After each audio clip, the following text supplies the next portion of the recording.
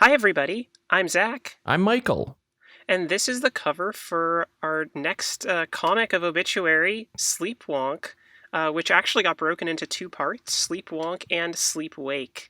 Yeah, we'll likely throughout this recording be referring to it is Sleepwalk, even though we know we broke it up. We just were like, oh, this story is longer and sort of has a good midpoint to be a story break. So we did that because this was the first time that we had worked on the comic all at once rather than on a week-to-week basis in terms of release, and we're able to drop the full comic in, I think the first grouping was all 14 pages of it, and then the second one in 13 or something pages. Something like that, Yeah. especially with that page 9 that got turned into A and B. That's true, yeah.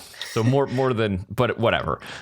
Michael, this cover, I think this was entirely your idea, right? Yeah, I just had this very loose idea that we saw at the very, very beginning of things.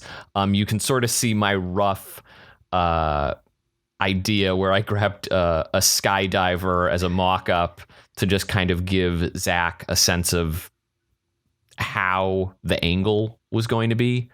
It was very helpful to see. Like we mentioned, we did all of this comic at once, and there were more guides in the storyboard from Michael. So it made it a lot easier to draw backgrounds and here, like a lot of the poses too.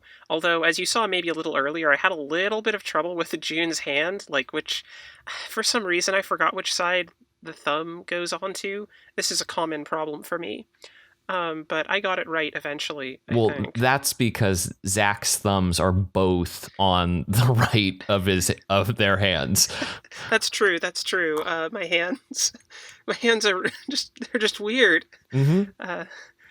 It's really strange. It's a very bizarre biological phenomena. There are many test studies that have been done on Zach and Zach's hands, but.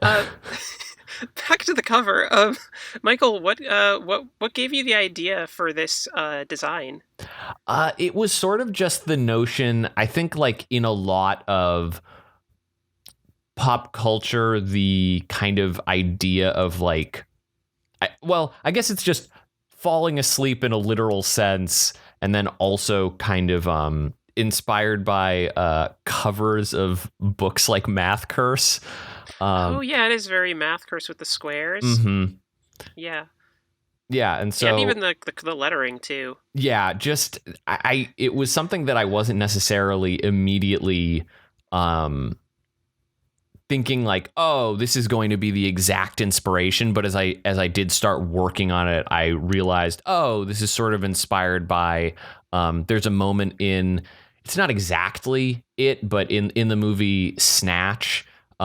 Brad Pitt gets knocked out and sort of falls, and when he falls and hits the ground, it's like a hard cut to splashing into water, and like a downward trajectory. And the same with sort of another, I guess not exactly falling asleep, but Get Out and The Sunken Place, the sort of visual there of just being really disorienting. When Daniel Kaluuya's character hits the sunken place. But yeah, those were sort of loose pop culture-y inspirations tied in with that Math I know Curse nothing about, except for Math Curse. Yeah. Because that's where my knowledge base lies, children's literature. But yeah, that was the cover of Obituary Sleepwalk. Thank you so much for joining us. Thank you. And if, for those of you who are watching this free preview on YouTube and you want to be seeing or listening to more of these commentary tracks, we actually do one for every single page. And those are available on our Patreon.